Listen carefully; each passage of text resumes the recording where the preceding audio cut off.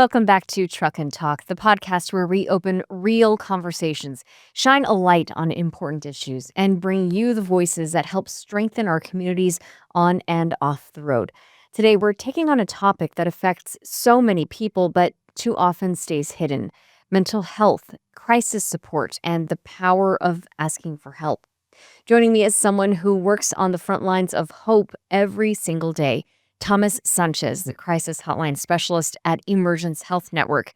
His work helps people navigate some of the hardest moments of their lives with compassion, clarity, and a message that we all need to hear: you're not alone. Thank you for being with us here today. Thank you for having me.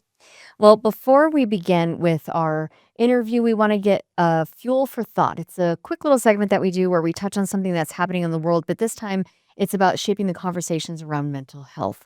So, first off, there has been a nationwide push for awareness for 988, but there is still some confusion about what actually happens when you call that number. So, from your vantage point, how important is education in making sure that people know that 988 is for anyone in emotional distress, not just those in immediate crisis? I think it's very important because a lot of people don't have that avenue of where can I talk about mental health?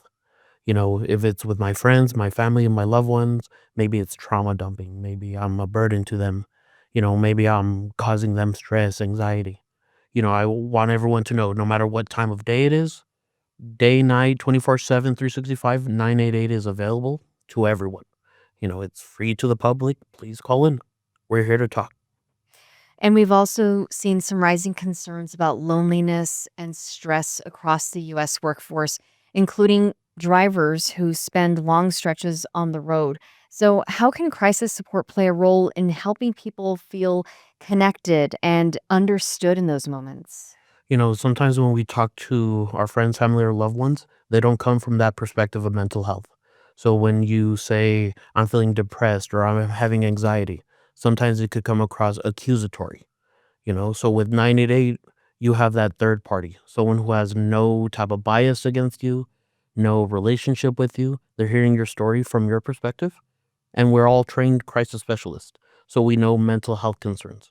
We understand loneliness is one of those big calls that I get often, where people don't have that family support, friend support, or they've never revealed once to anyone that they're having thoughts of suicide, homicide, hurting themselves. They're going through audio, video hallucinations, any of those things. You know, with crisis, anyone at any time could give us a call.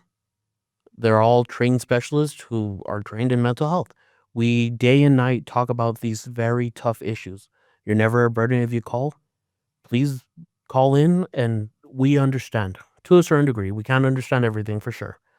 But from our experience, from our credentials, from our time in the psych wards and, working with clients day in and day out, we could speak to these topics. It's not so abnormal that you're having these thoughts. We're always there to talk. Mm, all right.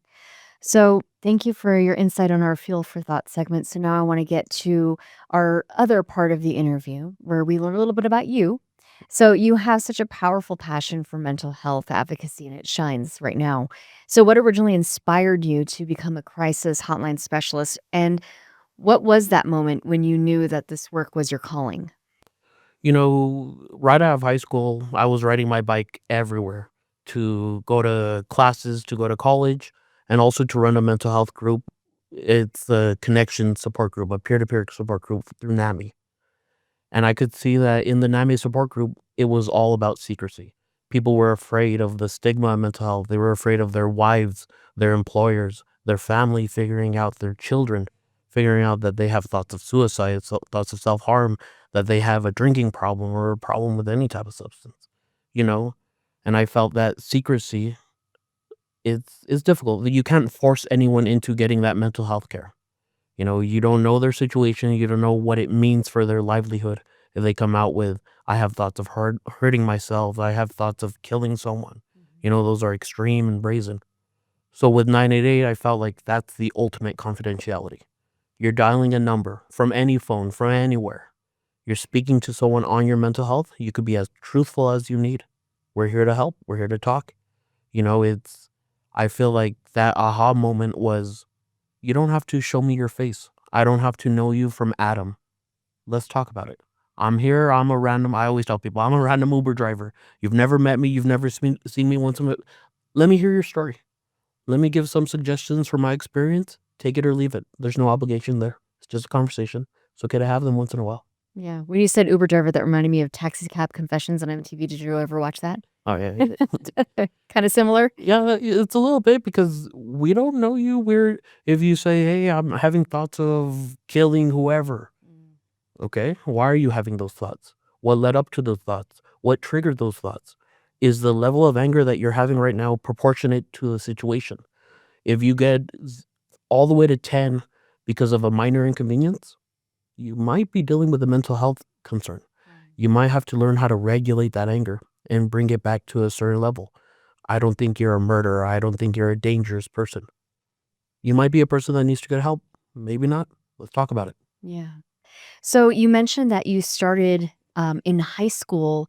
How did you get exposed to NAMI as a high school student? I have some experience with mental health, personal, not too personal, but, I had problems. And throughout high school, I was seeing those problems arise. I was seeing anxiety, depression, and other things little by little. And I was thinking, this isn't right. Where can people get help? Especially in high school, sometimes people don't want to reveal to their family that, hey, I'm dealing with thoughts of suicide. You know, that would make them seem ungrateful or seem like, well, we don't care for you enough. We don't know everyone's family dynamic. But for me, it was, where can people go to just get the help? They don't need their parents. They don't need their loved ones. They could just go and speak. So I found that in my city, there was a NAMI connection support group where it's just individuals who suffer a mental illness. They all come together and they all just speak about their experience, what they're going through on the day to day. I found that was greatly helpful. So I decided to become a facilitator as well. Now those support groups are online. They're across the country, NAMI.com. I keep advocating for NAMI, but, they're available. They're there so that you could talk and start learning a little bit about what you're going through. See if it's similar to the other people in the room and what they're saying.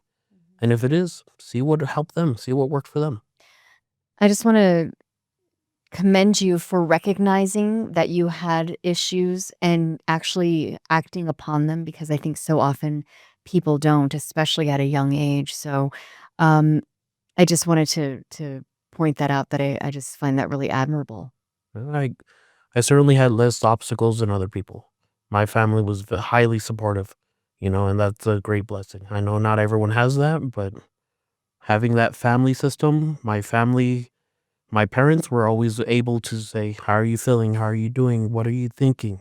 Asking some of the hard questions that sometimes as a parent you don't want to ask your child, because maybe the answer is yes. Maybe the answer is yes, I'm having thoughts of suicide.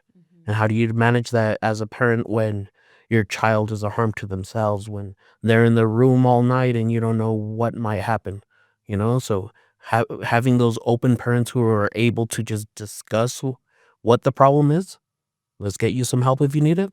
That was a great hurdle that I didn't face, that I know a lot of people do. Yeah, I think that oftentimes kids, obviously will turn to their parents, and if their parents, maybe aren't the right people for them, oftentimes I would tell kids, like, just find a trusted adult, right? Someone who can give you advice, even if it's not your parent, because sometimes parents will not react in the way that is the most helpful. And I don't want to, obviously I'm a parent, but, sometimes a parent could, like you said, take it personally if they feel like their child is having a struggle. But maybe a trusted adult, like someone at a school, like a teacher or a counselor, may be able to recognize that for something that isn't a reflection of the parenting. It's something that's deep within in the child.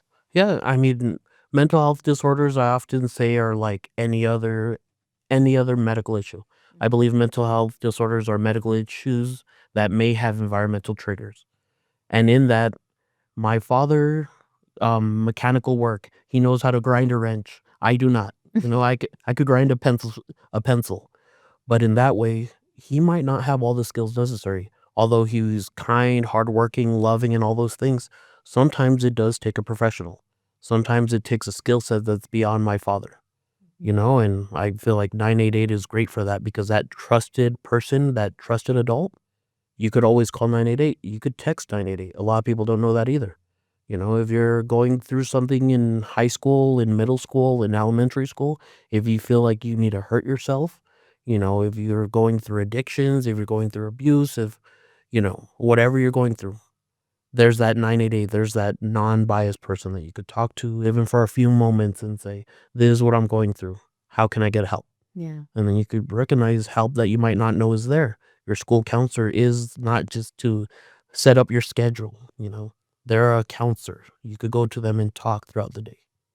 So, how did your early years getting this experience with mental health providers shape your approach when you help people today?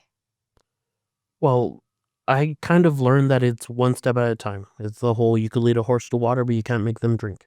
If today you're not willing to get the help that you need, maybe today you're willing to look up those symptoms. Look up depression.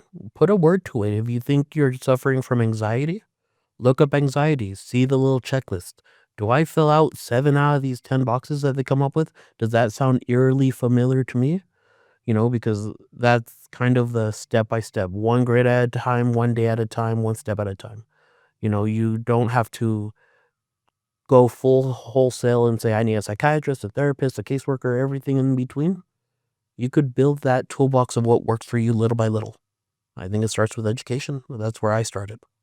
There are a lot of misunderstandings about crisis hotlines. So, in your experience, what do you think people get wrong most often about 988?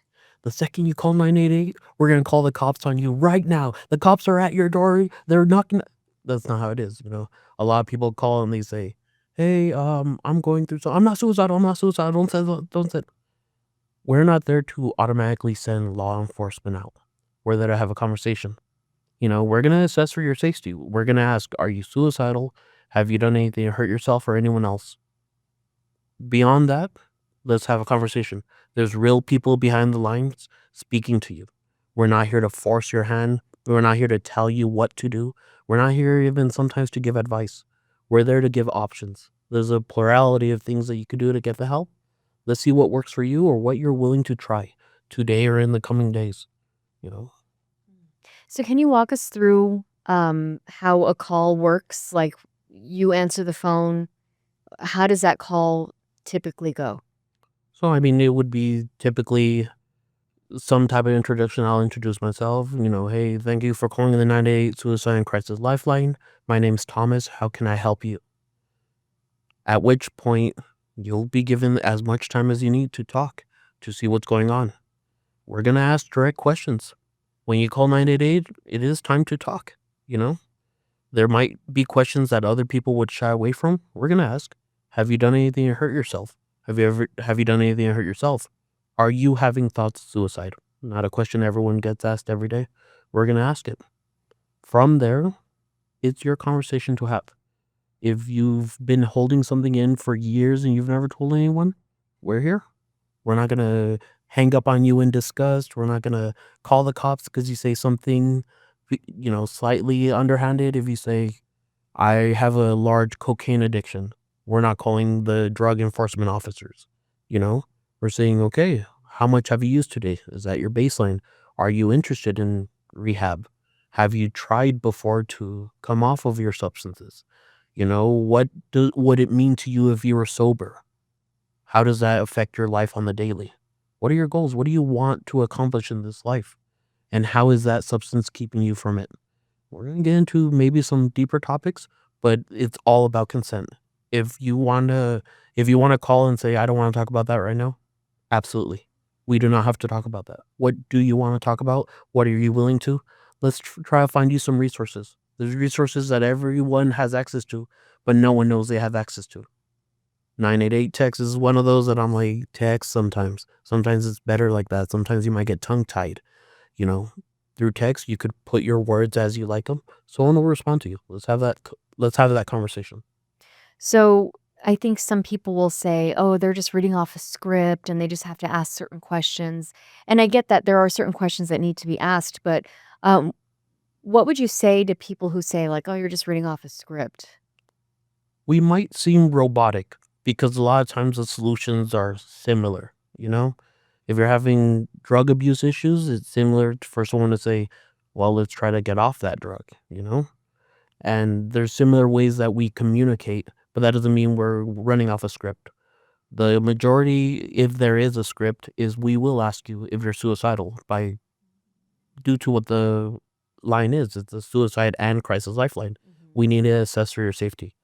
After that, there's no script, and sometimes I wish there was because I hear my coworkers having conversations, and I think to myself, "I wish I could say it like that. I wish I could explain how they explain. I have my strength, they have their strength. I'm sure sometimes I say things that are like, 'That's a good one. I'm gonna keep that for later.' But there's no script. If you call and one crisis specialist treats you awful and it's just you didn't get anything out of that call, call again." Just the same with your therapist, your psychiatrist, your caseworkers. If you're going into your psychiatry office and the psychiatrist isn't really listening to you, you've been with them with 6 months, you're not seeing any improvement, you have the right to take that charge of your mental health and say, "This is not working." If your Mhm. therapist is, "Huh? Okay, and how does that make you feel?" You know? You could sometimes sense that it's not an engagement that's helping you. It's all about finding what does help you. If you need to call again, please call again. Yeah. I'm glad you pointed that out because I think sometimes people will, if say they take an opportunity or the chance on mental health care, if they don't have a good experience, they'll say all therapists are like this and that didn't work for me, but it is not a one size fits all solution, right? Like there are different people with different personalities. Yeah, and not only different people, different personalities, but you're contending with different types of treatments. Because something I hear often is, "Oh, I've tried, taking pills. They didn't do nothing." Uh, you tried, you were with a psychiatrist and you're prescribed some medication. Yeah, okay. How long were you on it? Like a week. It didn't do anything. Mm. And it's for me. There's a whole ocean of help out there. There's Advil, but there's also Tylenol. For some people, Tylenol does absolutely nothing. For some people, Advil does some absolutely nothing. Mhm. It's much like that with mental health. In therapy, the same. There's cognitive behavioral therapy. There's EMDR. There's, different forms of therapy. Something that didn't work for you once may work for you in the future. You might be a different person, more willing to open up and say things. So if you're in therapy and you're kind of not telling everything that you need to, maybe now you're mature enough to say, I'm not afraid of that judgment. Let me say it how it is. So stigma stops a lot of people from accessing mental health care for themselves. So, what do you wish that people understood about reaching out, whether it is therapy or support groups or just simply calling 988? So, I mean, a lot of people don't know how many other people are suffering from mental health disorders. They think that making a statement like I've hurt myself before, I've caused self-harm to myself is the most unthinkable thing and everyone's going to be shocked and in awe and that never happens. This must be an incredible case. The truth is, when you start opening up about mental health, oftentimes you find your friends, your uncle, your grandma, oh yeah, I've seen that before. Oh yeah, I've had family members who have dealt with that. Hey, it's okay. I've been on medication for this long. Like, I feel like the stigma is a lot of times within ourselves. I feel like whenever you do open up, you start hearing from people and they say, I've dealt with that. I've seen that before. Oh yeah, your Theo also had a problem with that for a while. He got help with his. It's unspeakable sometimes in our own minds, in our own hearts. Sometimes the stigma is internalized. It is out there. For sure it is out there. But I think a lot of people don't know how open others are to speak about mental health. I think something that is coming through in this conversation is that seeking help just means being persistent, right, about your own care. So, why is it crucial for people to not give up after one experience maybe doesn't work? Because your mental health is affecting your life on the day to day. You want to start having more good days than bad days, and neither are guaranteed. Bad days are coming, good days are coming. But ultimately, how bad is your mental health? If your depression is causing you to not enjoy anything in life, You no longer hang out with friends, you no longer, you know, are excited for anything, you don't really have any goals, you don't have ambitions, you're kind of going into work and coming back home and sleeping. There's value in that you're missing in life, you know? It's important to seek out that mental health care because it's taking from every aspect of your life, and it's how severely it's taking from you also. If your anxiety is preventing you from going on trips that you would wish to do, we all only live one life, so ultimately we have to see, where am I going to land? Can I keep living like this? How pernicious is my mental illness? If it's seasonal and every Christmas I feel a little bummed, we have those times. You could still get help for that bit of time. If you a diagnosis is not a life-term sentence. People can and do recover from mental illnesses. So if you're dealing with a lot of anxiety, you could get to a point where you don't feel that tension and that stress and that, cloistering of self. You could find a treatment plan that works for you and start living your life normally again. I think a lot of people feel like they would be a burden or they are a burden on their family or their friends if they don't want to unload on them. So, what would you say to people who feel like they're a burden and they would be burdening people with their mental health problems? You know, I can't speak to every individual situation, and sometimes when we try to make broad statements like that, we could seem not insecure. We could seem insensitive towards other people's struggles. But sometimes when people say they're a burden, a big piece of advice that helped me is to start feeding your friends, family, and loved ones the good news. Because it might be burdensome to hear I'm having thoughts of suicide or I'm depressed or I'm going through, these addictions. But with that, you could say, and I started to receive treatment, and I'm seeing my therapist regularly, and I'm now on medication. And the medication, it's helping a little, you know, because that burden can also come with the equal measure of hope to those that you love. Hey, you're the one that I can talk to about this. I'm doing a little better now. You know, it's oftentimes that we reach out to those that we love when we're at our worst. And it's important for us to remember as we start getting better, we parade around those accomplishments. You know, today I was able to drive for the first time on the freeway in years. Can you believe that? Oh, yeah. What happened? I got on and I got off. Congratulations. Thank you. Your anxiety is getting better. If you feel like you're a burden, I don't believe you are. We're here to talk here at 988. But if you feel like that, try to focus on the positive. Feed your family those positive things that you're doing on the day to day. That helps them also feel like, wow, my help is helping them. Let me keep being there for them, So, Yeah. You mentioned hope. So, can you talk about why hope is central to recovery? yes, it's, I think, a bit of man's search for meaning.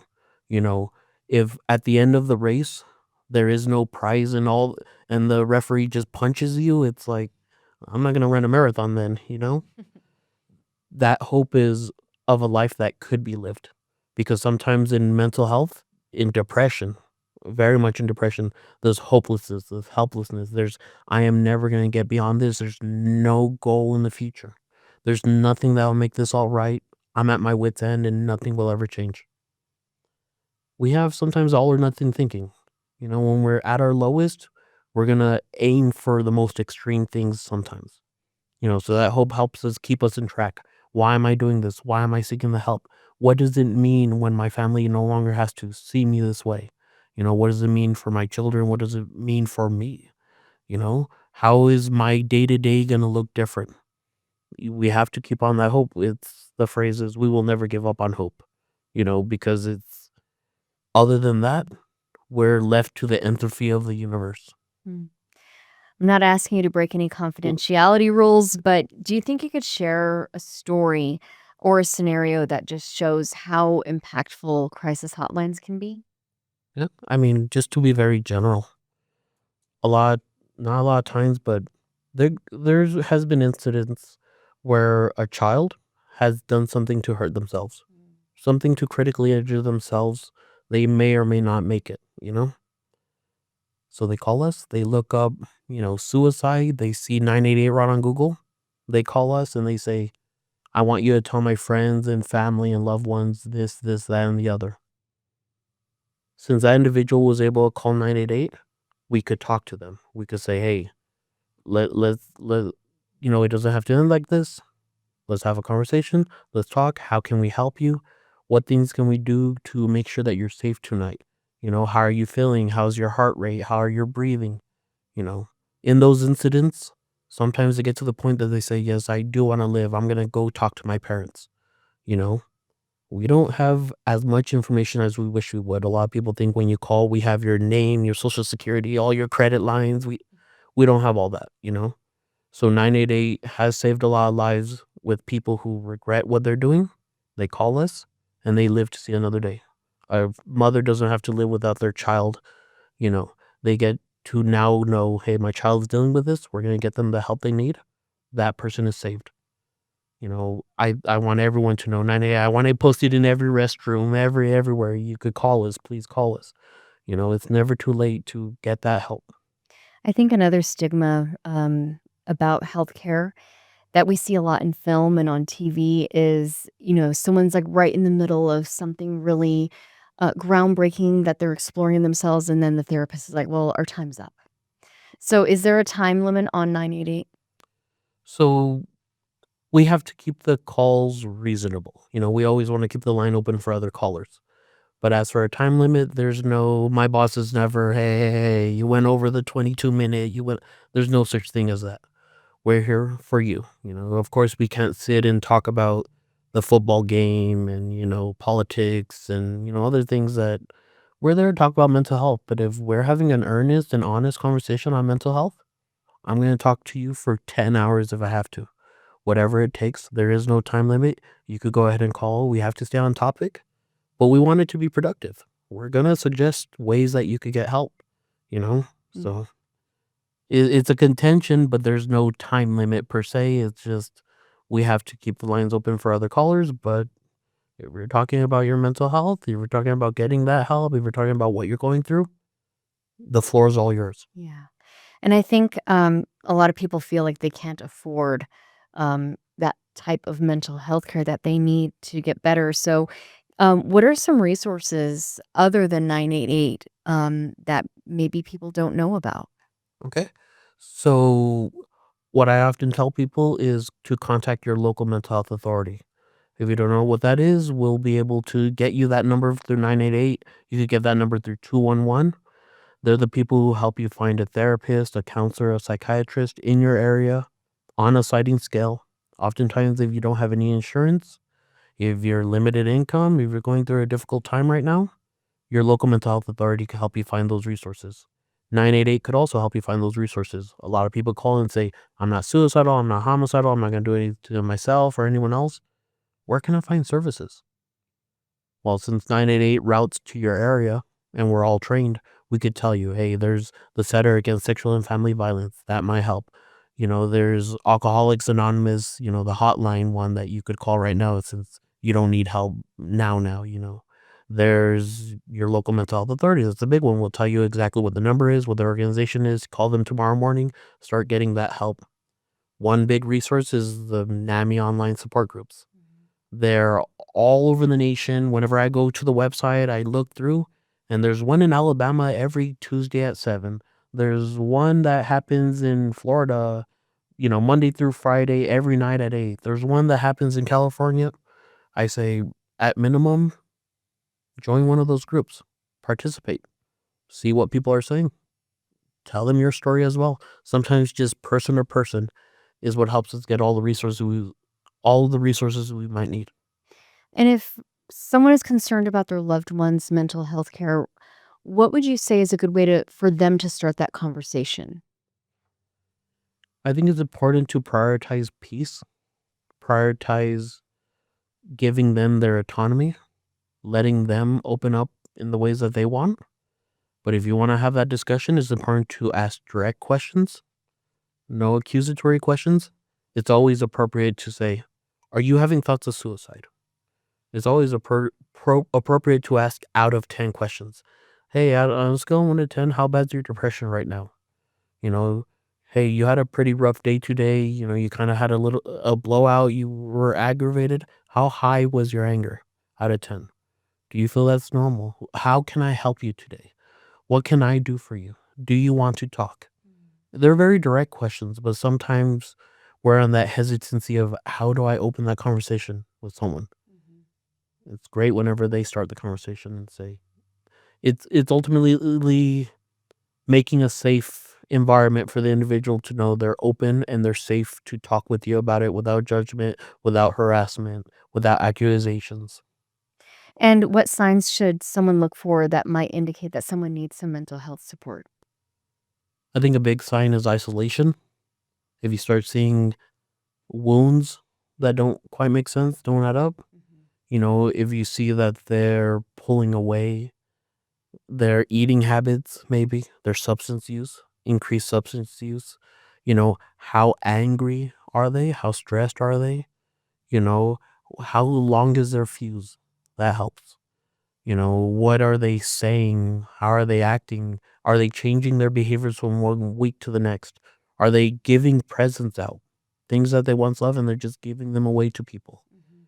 A lot of those things are indications that something might be a problem. And I think that's the time to have that conversation. So, what about if a situation becomes dangerous? What should someone do? So if an individual is a harm to themselves or others, an immediate harm to themselves or others, you should always contact 911. Through 911, there's specialized teams to help with, patients who are going through mental health concerns. Here, it's called the CIT team, the Crisis Intervention Team. But a lot of different jurisdictions have that type of team. It's important to say this is a mental health crisis. This is a mental health concern to dispatch. If you feel like someone's a harm to themselves immediately, Mhm. sometimes people can say, "Hey, I'm having thoughts of suicide." And maybe 911's not the answer. Maybe, "Hey, can I stay with you for a few hours? Can I make sure you're okay? Can I spend the night with you? Where are you gonna be safe? Who are you gonna be with? Let's have everyone know how you're feeling right now to make sure you stay safe." Sometimes it's as much as making a safety plan with someone to say, "Hey, if you're having thoughts of suicide, you'll call me, right? Hey, if you're having thoughts of suicide, you'll call me and I'll be able to take you to go get assessed." I know here we have a crisis center. It's open 24/7. Anyone could go to speak to a counselor today to get assessed for their mental health concern to see are you a harm to yourself or others? Do you need a therapy appointment in the future? Do you need maybe an inpatient stay today? Those are all available. Mm. So, what coping tools or strategies do you wish more people knew about? Breathing techniques. A Mm. lot of times breathing techniques, because with that agitation in the moment of a crisis, your mind it's like a car crash. You you're frantic, you're scared, you're whatever you're feeling. Sometimes we need to get back to a baseline. If my anxiety is a 9 out of 10, I'm not going to make the same decisions as a 5 out of 10. And whatever my baseline is, sometimes just sitting there doing some box breathing. Box breathing is you breathe in 4 seconds, you hold for 4 seconds, then you breathe out for 4 seconds, and then you hold for 4 seconds. Because there's a component of us that is very human, very intellectual, very mind filled, There's a portion of us that's very animalistic. When we're anxious because the gas bill came out to 200 and we must have forgotten to pay it last time, sometimes we clench, sometimes it's like an anger response, but it's not really anger, it's anxiety, but our body demonstrates it like that. Mhm. And it's important to relax ourselves little by little, but there's progressive muscle relaxation where it's concentrating on your hands and saying, "Okay, release that tension." Concentrating on your forehead, "Okay, I am kind of, I need to," lowering your jaw because we're biting animals. And those little things, sometimes just focusing on our body, focusing in the present can help bring us down those notches. And once we're calm, we're rational, we're back to ourselves, we could say, "Okay, that wouldn't have been the best option for me. Mm. I'm actually going to go get the help I need." So, for someone listening right now who maybe feels overwhelmed or scared or stuck, what is one practical first step that they could take today? call 988. We're not there for only the most extreme of crises. You're not wasting our time. If you wanna talk about it, mull it over with another person, we're not gonna force your hand in any way. Let's talk about it. You'll speak to a stranger, you'll never have met them. They'll give you the best advice they can. Take it or leave it. Education also. In the moment, we could always Google, is this right how I'm feeling? Is this how I'm supposed to feel? How often do people usually feel this way? There's always questionnaires on the internet, your mental health. Do you suffer from anxiety? And sometimes it's not accurate. It's not actually seeing a professional, but sometimes that helps cue you in. Hey, maybe this is depression. Let me start monitoring this from the day to day, from Monday to Tuesday. How bad was my depression? Well, on Monday it was a 6, Tuesday a 7, Wednesday an 8, Thursday an 8, Friday a 9.5, Saturday a 2. Mm. And it's just like, maybe your work is causing that depression. Maybe you're under too much stress. Maybe it's time for you to step down for some of your responsibilities and say, I need a break. I'm suffering from burnout. So, finally, what is the number one message that you would want our audience to take away from this conversation today? Never give up on hope. Never give up on hope. Mental health concerns have that notion that they'll make you feel hopeless, worthless. You'll never do anything right, nor have you ever done anything right in the past. There's guilt, there's shame, there's what if I'm a burden? Sometimes that's the mental health speaking through you. Sometimes there's some reality to that. We all live in a weird, chaotic world where everything's a little true, everything's a little false. Ultimately, I'd have to say, never give up hope. Keep seeking a better life. Keep seeking your goals, your ambitions, those things that make you feel better, those things that work for you to alleviate your burdens. There's a better day out there, even if you can't see it from today. All right. Thomas, thank you so much for your insight today. We really appreciate it. So, thank you. And of course, thank you for being with us here on this episode of Truck and Talk. Of course, conversations like this save lives and they remind all of us that asking for help is a strength and not a weakness. And if you or someone that you know is struggling, remember you can call or text 988 anytime, day or night. Help is here, the support is real, and hope is always possible. Thank you for listening to Truck and Talk.